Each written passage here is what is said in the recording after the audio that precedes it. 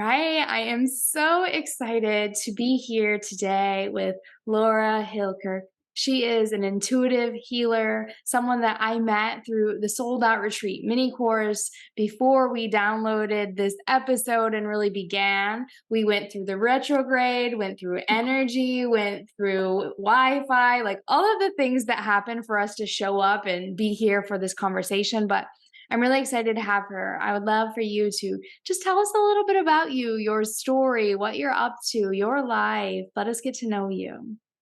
Um, I guess, long story short, I'm an intuitive healer. So I am a medium, but my passion, I don't do readings or anything anymore. My passion is sitting across from somebody, sitting with them in wherever they are in their healing journey, whether that's in the beginning or further along, and just really being able to connect with their spirit guides, loved ones, and my own guidance, and come up with a plan on how we can make them connect to their best, most authentic self and really start to heal.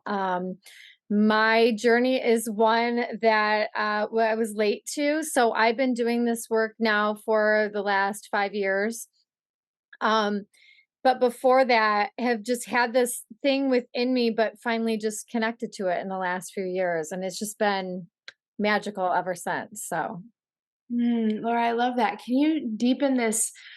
I had it in me, but I finally like went for it. Like, how did you know you had already had it inside of you? so I have memories back when I was 5 years old of seeing spirit, connecting with spirit, seeing angels, all of these things. And, living in the world that we're in just really suppressed that kind of like fitting in, superseded connecting with any of my intuitive gifts. And through, all good to be a good healer, you have to have gone through things. That's what makes a good healer, right? Like I can't sit next to somebody and help them heal their grief if I've never experienced grief. So I lost a friend tragically in a car accident in high school. Never dealt with my grief. My parents divorced when I was young. My dad left, so there's a lot of abandonment. All these things compile over time. And then 8 years ago, I lost my best friend to breast cancer. And as horrific as that was, um, it's why I'm doing what I'm doing now, because it literally broke me to the point where I would go on for the next 5 years and really just be like surviving, not living. I wasn't living. And I had my first energy healing session and it changed my life. I was like, whoa. I had never in my life felt that lightness. And I realized I had spent 35 years surviving, Mm. not living. I don't think I had actually lived a day in my life for 35 years. Sorry, holding you in that loss and knowing that what you said is so true, right? Like we get to hold space for others and Yeah. things that we've gone and grown through ourselves. And it's like, it's the catalyst. It's the catalyst that allows us to become that higher version of ourselves. And I know you mentioned like I came to it late in the game, but it was like you needed something to happen to break you open and bring you down. And now you're like, okay, it's either continue not living my life, but she was the reminder. It's like, do I keep going this way or do I do something about it? And because you chose to be the ruler of your story, the creator of what happened rather than the victim, it's like now you're here changing, and how happy she must be in her spirit where she Yes. is Yes. watching you shine, Yeah. watching you rise, and now taking those gifts that you said you already had inside of you. And that's something I talk about a lot on this podcast is like you have these gifts inside of you and we just Absolutely. need to have something to break them open, whether it's the decision to go after them or the loss of someone that we love. And so can you speak to how you knew after this energy session that changed your life you were meant to go on and do something with those gifts? Yeah, so I had, all this trauma and, through energy work, it's like peeling away layers of an onion. Mm. You have to take, like, with each thing kind of brings you back closer to I call it like a remembering. right? The remembering. I think trauma and everything over time builds and we forget who we are. We don't know who we are. And so about 2 or 3 sessions in, my intuition was back and it was back boldly in a way that I had not remembered connecting to since I was a child. And with that came this right wisdom and maturity that I also didn't have. It didn't have the fear that I had when I was a child. And then I found myself gravitating towards a circle of people. People were starting to show up in my life that, understood some of the spiritual knowledge and things that I was just coming into. So that session changed my life because it was the catalyst for healing myself and being able to return to myself, return to this place that said strength is allowing yourself to fall apart and rebuild yourself and grieve. And up until that point, strength to me meant toughness and not crying and not tapping into my divine feminine and those types of things. So yeah, it changed my life dramatically, and everything from that moment on just was a quick. It was like a sprint. Everything unfolded very quickly, and I think my guides had been waiting for this moment. They had Mhm. been waiting for me to wake up and see this thing that was within me. And once I connected to that, it was just kind of, okay, this is it. This is it. Yeah, and it's so powerful that there gets to be that one thing. And I remember for myself, it was yoga. It was like the one place that I felt like I could come in and be in my body, the body that I had, and accept myself for all that I was. And it was like this just deep surrendering. And then when I found that magic and that gift, I was like, oh, I need to give this back to others. And so when you had the sprint and you started going into the healing journey that you embarked on from that energy session, how did you know it was your time to start giving this to others? Like, what were the steps when you got the sign that this was your gift that you began to take to really step fully into the soul's calling? Well, I think I drug my feet. I think I was healing myself, but as far as knowing I was to be doing this with others, I think I was like feeling it, but there was this fear. Mhm. So I'm talking to you right now from the village I grew up in, and it's 2,200 people. That's it. So everybody knows me.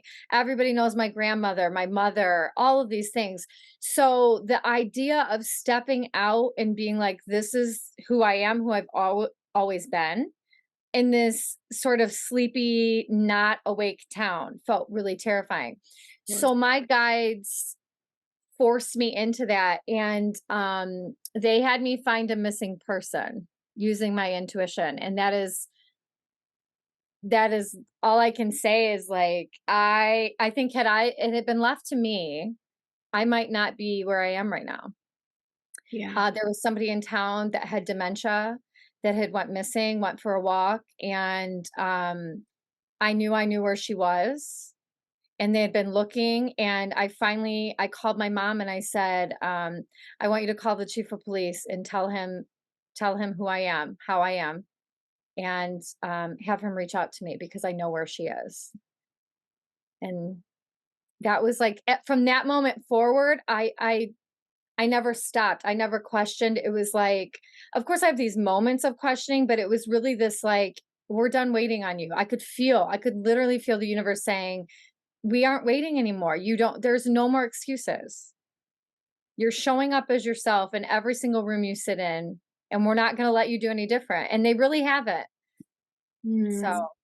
You gave me goosebumps just down my body hearing the story. And I know for so many people listening that it's not always as crystal clear and we're not always being able to connect. Like, there yeah. are guides for all of us, and some of us have the unique gift to touch, feel, speak, and talk to them more than others. And you just painted this idea of like, there's going to be fear. We're still going to doubt. We're still not going to be certain, but like when it's your soul's calling, you're going to get sign after sign after sign. It's just a matter of if you're willing to listen. And so you started to, after this saving someone's life, you started to show up as yourself in every room. Is that what happened?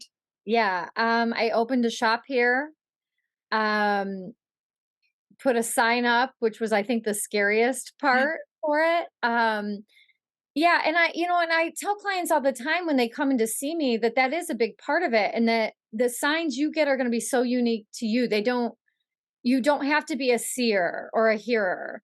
Those signs are still going to come to you. And because I get a lot of people that come to me that I teach an intuition class, and they'll say, I want to be intuitive. But people think being intuitive is being a medium. And that is such a far thing. I'm like, seeing the spirit world is really not as exciting as what you would think it is. Like, being intuitive is just connecting with your body, that alarm system that's within you, that's telling you every single day you are getting all these messages just within your body, within your mind and your spirit. So, yeah, I'm here. I'm doing my calling now, and now that feels pretty easy to do, but it took a lot of working through a lot of fear to do that. And I still have fear pop up, and I when I tell people that in classes, they're like, "What? What? You like you get nervous or worried?" I'm like, "Of course I do." Cuz change is hard and doing new things is scary, but I know I'm being watched out for always. Yeah, and I love what you say is like people say that to me as well, right? Like, "You have fear, you have doubt," and it's like, we gotta normalize that we're human forever, and the people that we look up to and we idolize and we put up here, they're human too, and they go through all that. The only difference is they don't let it stop them. They hold the space of that, and then they continue to move towards and forward into their calling because they know that's why they're here, and it's not that you're going to eliminate your human, even if you, like you, have been doing this for 5 years and you have so many signs. You spoke on like the difference between connecting to the spirit world and connecting to intuition. Can you speak more as like how can I become more intuitive? How can I tap into that inner God knowing that this is my sign? So for example, I want to see this as my sign that I'm meant to do this. How can I trust it? Because we ask for it, we see it, and we doubt like that that's actually the sign. So how can I Yeah. trust it even Yeah, when that's I ask a for it? question. Yeah, that's a good question, and one I get asked all the time. And what I tell people is, it takes practice. It's just like anything else. It's like a muscle that you need to practice using. And it's trusting that. The biggest question I get is, how do I know what is my intuition and what is my anxiety, right? Because we always have this sort of inner dialogue happening in our heads. So what I tell people is, your intuition is quick. It's fast. It's like lightning. It's it's so fast. We, as human beings, are very indecisive. So your inner dialogue is going to be like, "Well, I do I want a salad for lunch? Do I want a sandwich?" Like, it's very like pokey. Like, your thoughts, when it's you, your inner dialogue is this slower, sort of indecisive energy. Intuition is quick, and the more you, I always tell people, the first thing is the right thing. The first thing is the right thing. And I like to teach people the different ways that comes in. Some people are a hearer, some people, everyone's empathic. It's that feeling. I call it the hear feels. You're hearing in this inner knowing where it's like, did I hear that or do I feel that? They kind of come in together. And so it's learning your own unique gifts, and that's the biggest thing. I always tell people, don't try to be like somebody else. Don't try to listen to your intuition like somebody else. You have to get to know yourself and start to trust those things. But the best advice I can say to connecting to your intuition is to practice trusting it. Practice listening and feeling to that first feeling that you get, the first sounds that you're hearing, and animals, birds. The biggest intuitive guidance that I get is through animals. I have a big connection to Native American culture, and the eagles, the hawks, the birds, they're the ones that show up a lot for me with a lot of different messages. Yeah, and when I hear you speak, what I hear is like getting to know yourself. And when Yes. you get to know yourself, you get to trust yourself, you get to know what you're good at, where you can grow at. And it's like that's just like the ability to sit and listen to your indecisiveness, to watch, like the tennis ball go back and forth. But Yeah. the intuition, like what I got from you and what I know in my own life is like it's a feeling that comes with a picture in the mind or a feeling within the body. And it's like it's there, and then the mind goes and questions it. The mind goes and tries to figure Yeah. it out. And it's like, but you're like you said, it's like there's no thinking about it. It Right. comes, there it is, it lands.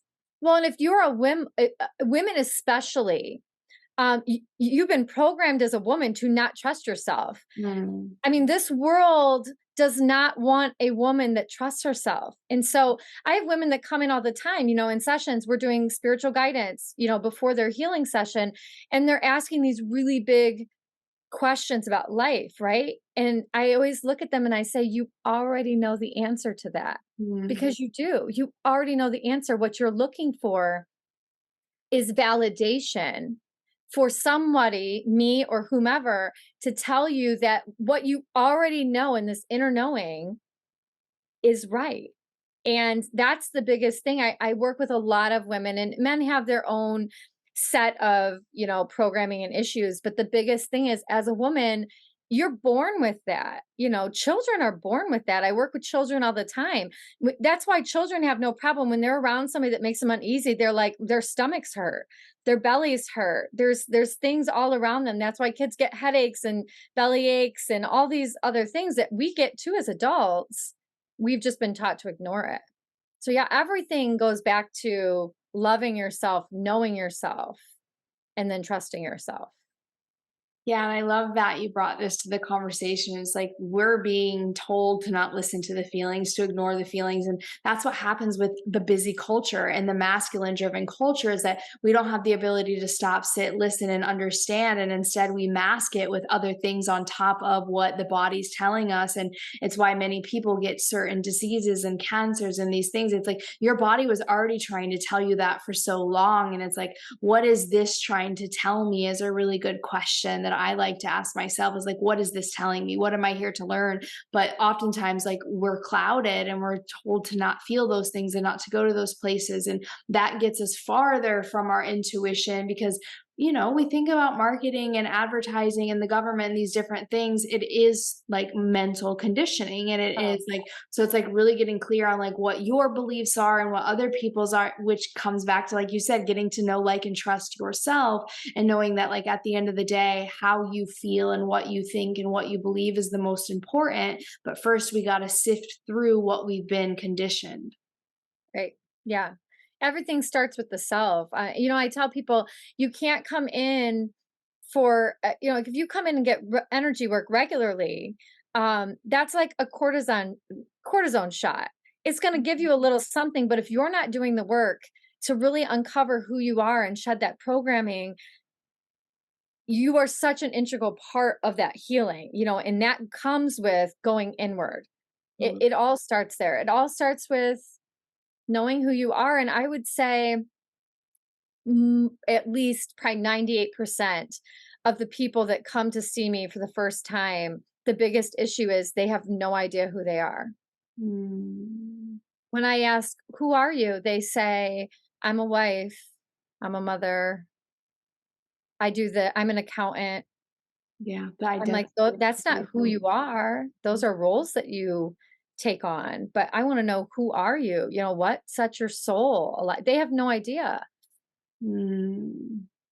They need to know their identity is based on what makes them fit in, what makes them likable. And that's led to an entire population of people who have no idea who they are, what they love, what they want to do, and or even know how to heal or start that process.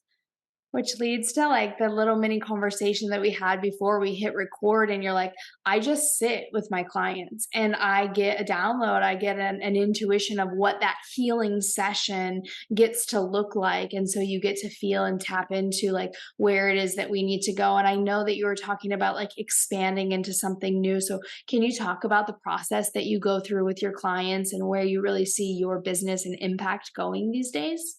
Yeah, so it's really shifted to I don't want to say it like a quality, but it's these deep connections. I'm gravitating more towards people who really want to do that work, right? That are like, I really want to transform my life. Like my deep trauma healing package, because I'm so busy, I see 60 clients in a month. And so what's shifting is the way in which I reach people. I'm doing a lot more group healing sessions, cutting back my one-on-one sessions, but those one-on-one sessions are still happening. There is just a different quality that's happening within them, this deeper healing. I'm going to Boston in November. I'm teaching a Reiki class there. And then I'm going back in December. I'm going to do a workshop. So just reaching other people. I do distant sessions, which is great, but I'm just feeling this, even with the distance, I want to not be across from a computer screen. I want to sit with people, hold space with people. And yeah, just that healing to reach different parts of the country, the world. That's what I'm here to do. Mm.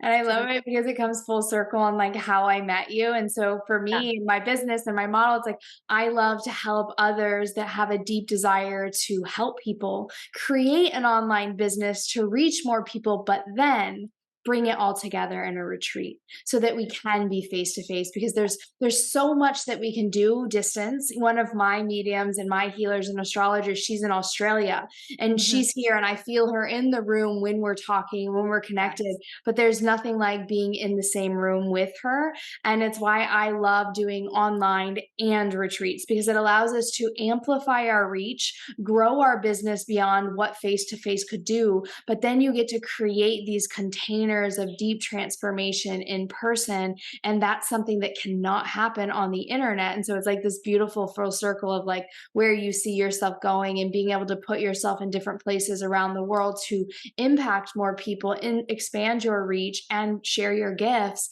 more than you can just, for example, in the space that you're living. Yeah, for sure. And your program that I, came across and the groups that I added, I've been implementing that. I've done day retreats and things. I'm currently planning a multi-night, I'm kind of going through that. But I've been using a lot of the tools given in that group, even for the 2-day workshop that I'm doing in Boston. Mhm. Um just it's a very valuable resource to have been using. So I'm grateful. It's so beautiful how the universe gives you who and what you need when you need it. So that's kind of a really cool thing. It is. It's a full circle thing.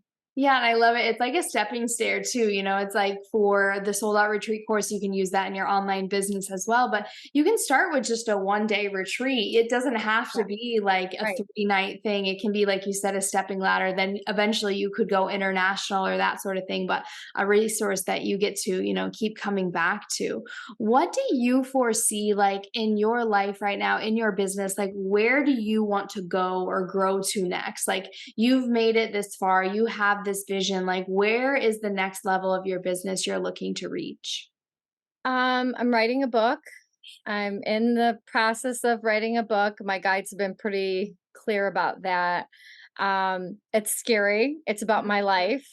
So that's kind of a really vulnerable thing. It's like my story in black and white. Mm. Um, because there's quite a bit there to how I got to here. That and just reaching. I do see myself doing this healing work sessions, one-on-one group teaching all over the world. I Mm. see myself going to many other countries and speaking to larger groups. Again, I don't know the how or when or why, but I know it's coming. Yeah, and that inspires me. Do you already have an online program that you have put together to teach people how to connect to spirits, how to connect to mediums? Can you put this, like what you do, into a process that teaches other people? Yeah, so right now what I'm trying to do, I've got different groups, like the one I just with the being so busy, but what I've been trying to do now is similar to like what you have going, I'm like, how can I get this compacted into a place where people can get in and access it? Everyone's busy. It's time, right? It's having time. Everything I teach right now is in person. Okay. So they have to come into my shop or I'm coming to them. And that's what is in the works right now, is having that content for people to be able to access, get in and utilize on their own timeline, Mhm. not crunching that into a weekend or a day, or some people need more of that process, or I guess the ability to be vulnerable in a Mhm. space, not in a crowded room of people sometimes too. So yeah, that is a process right now, breaking that down. Yeah. I think for you, Laura, like I really foresee you creating like a program that people can go through, like the sold out retreat mini course or Mhm. amplified impact, where they can actually learn this from you. And then anyone that goes through that mini course or that program can come to an event that you host. Mhm. And it's going to allow you to expand your reach. So the people that go through it are like, hey, come to my town and teach at my studio, come to my town and teach at my festival. And so that could be like a Yes. really expansive place for you to grow to Yes. next. And yeah, I just got that image when you were sharing. I'm No, and I do, and it's really interesting because being in your group has shifted. I tend to get in these boxes sometimes. I get in these very clear cut, like I put borders on everything. And when I joined that group, it opened my eyes and shifted to like, what's possible? Where can I go with this? I'm rebuilding my website, things I haven't done in years, yeah. that is bringing new energy, this new life. People don't realize how much shifts energy just by changing things like that. So that group really did. It was kind of like, wait, this is so cool. I see women in there, bringing all these ideas. Oh, look at my retreat. Oh, let me ask a question. And it's just not me. And that wouldn't just be me answering questions, just like it's not just you. There's people bringing all this input and energy. And it's amazing. Yeah, the peer group support and the ideas and inspiration, which is why, like, I really love my program Amplified Impact, because that's what we get to do for people that are creating online programs and what it is Right. that they bring into the conversation. It's like it just opens our mind, and we get closed vision. And when we see what's possible and something, our people are like, I don't want to do the internet, I don't want to do online program. I'm like, but if you do, you can do retreats, and then you can sell out your retreats so much quicker because more Yes. people know about you, more people love what you do. And so it just opens up our ability to like not avoid or push away something that's actually going to allow us to get to our end result. And I just created a podcast episode on this. It's like what you desire, you have to go through what you fear. And on the other side of that, then that's what you get. And so I love that you really brought that here. I am really excited to share you with the community. Tell them where they can come and find you. Maybe they want to do an online session with you. They want to follow you on Instagram. What's your favorite way to plug in? Facebook is the best way. Facebook or Instagram, Laura Hillkirk. You will find me if you search Laura Hillkirk. Luckily I married somebody with not a super common name, so it should come right up. Yeah, that's the best way to reach me. The best way to do a session, my schedule is booked through April of 2024, but I do pop-ups.